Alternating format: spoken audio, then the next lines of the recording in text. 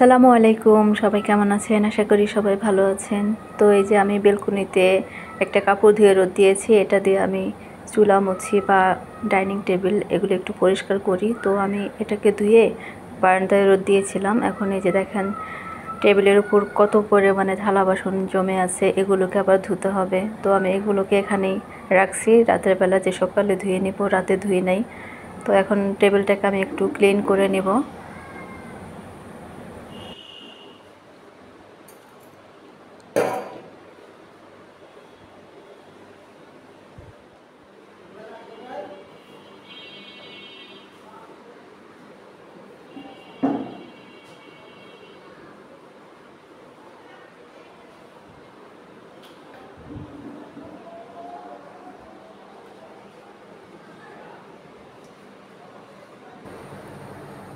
আমি এপাশের বিছানাটা গুছিয়ে নিয়েছি, আর এখন জানালাটা একটু খুলে দিচ্ছি যাতে বাইরে থেকে আলো বাতাস আসতে পারে।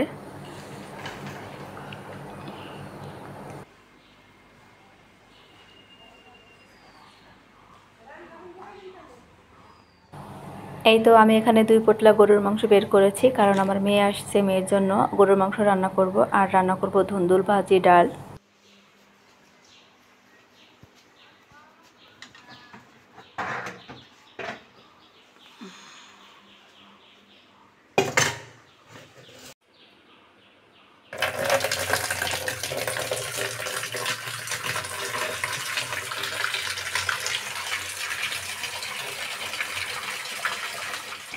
এখানে আমি 2 পোটলা গরুর মাংস বের করেছি, কারণ আমি একসাথে একটু বেশি করে রান্না করব। আর বেশি করে রান্না করে জাল করে খেতে আমিও পছন্দ করি, আর আমার মেয়ে সিনহাও পছন্দ করে। তো আমি এখানে ভাত বসিয়ে দেবো ছোট্ট একটা পাতিলে করে ভাত বসিয়ে দেবো, কারণ আমরা 2 জন মানুষ, এইটুকু চালে আমাদের হয়ে যাবে। এই যে দেখেন কতটুকু চাল নিয়েছি।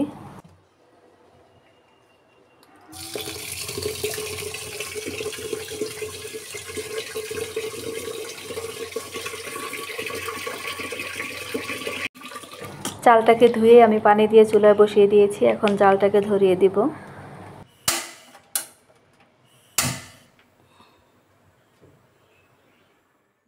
এখানে কিছু ধুন্দুল, উস্তা আর ঢেঁড়স আছে। তো আমি এখান থেকে উস্তা আর ঢেঁড়সটাকে রেখে দিব ফ্রিজে, আর ধুন্দুল ভাজি করব, কারণ সিনহা ধুন্দুল ভাজিটা অনেক পছন্দ করে। তো আমি এখন ধুন্দুল ভাজি করব, গরুর মাংস রান্না করব। গরুর মাংসটা ছুটে গেছে, আমি এখন ভালো করে গরুর মাংসটাকে পরিষ্কার করে নিচ্ছি।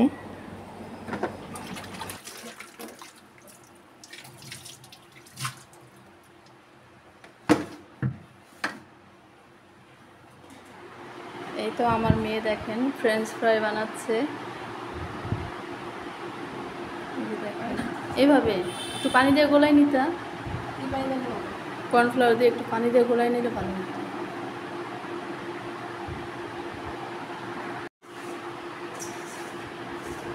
সব কিছু দিছো ঠিক মতো?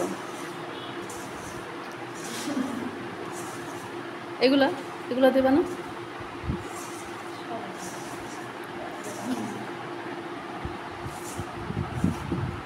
এইগুলো কি নতুন সিস্টেমে বানাইতেছো না?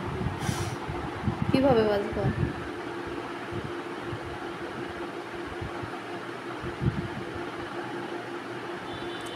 চিকেন ফ্রাইয়ের মতো?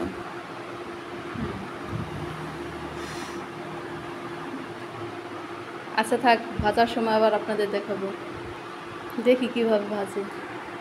এটা শুধু একান্তই আমার মেয়ের রেসিপি, আমার মেয়ের ইচ্ছা করছে এভাবে ভেজে খাবে। তো দেখি কেমন হয়, আপনাদের সাথে শেয়ার করব। এগুলো তো সেম চিকেন ফ্রাইয়ের মতো, চিকেন যেভাবে ফ্রাই করে তুমি তো সেইভাবে কোটিং করতেছো। কি কি দিছো এটার মধ্যে? কি কি দিছো? কর্নফ্লাওয়ার আর কি? ময়দা। আর এই তো এখানে দেখতে পাচ্ছেন আমি পেঁয়াজ, মরিচ এগুলো কেটে নিয়েছি, ধুন্দুলও কেটে নিয়েছি, আর মাংসের জন্য আলু কেটে নিয়েছি। তো মাংসটাকে আমি হাতে মাখিয়ে রান্না করব, এজন্য আমি মাংসগুলোকে ভালো করে ছেঁকে পাতিলে নিয়ে নিচ্ছি। এখন এই মাংসের মধ্যে আমি সব ধরনের মশলা এক এক করে দিয়ে দিচ্ছি। আমি এখানে আদা রসুন বাটাটা হাত দিয়ে দিচ্ছি, কারণ হাত দিয়ে দিলে আমি পরিমাণটা ভালো বুঝি। এরপর আমি এর মধ্যে দিয়ে দিচ্ছি স্বাদমতো লবণ, তারপর দিয়ে দিচ্ছি হলুদ পাউডার, মরিচ পাউডার, ধনিয়া পাউডার, জিরা পাউডার, যত ধরনের পাউডার আছে সবগুলো দিয়ে দিচ্ছি। এরপর আমি হাত দিয়ে ভালো করে ম্যারিনেট করে মিক্সড করে মাংসটাকে রান্না করব।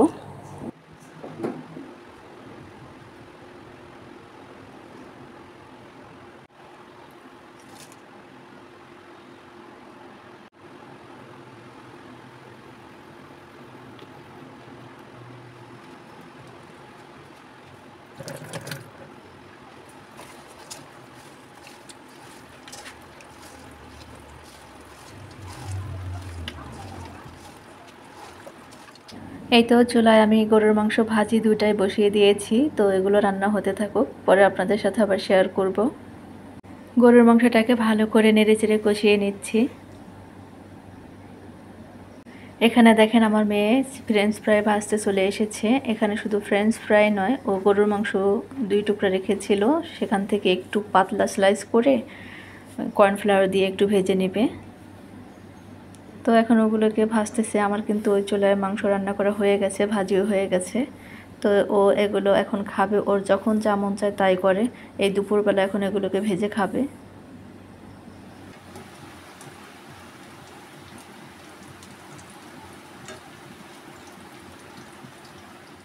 এই তো আমার মেয়ের ফ্রেঞ্চ ফ্রাই ভাজা হয়ে গিয়েছে। আমার মেয়ে খাটের উপর বসে বসে খাচ্ছে, আর আমিও কিন্তু ওর সাথে খাচ্ছি। আমি আবার ভাজা পোড়া দেখলে একদম লোভ সামলাইতে পারি না। তো আমার ভিডিওটি যদি আপনাদের কাছে ভালো লেগে থাকে তাহলে আমার ইউটিউবের চ্যানেলটি সাবস্ক্রাইব করবেন, আর ফেসবুক পেজ থেকে দেখলে আমার পেজটিকে ফলো দিয়ে রাখবেন। তো আপনারা সবাই ভালো থাকবেন, সুস্থ থাকবেন। আল্লাহ হাফেজ।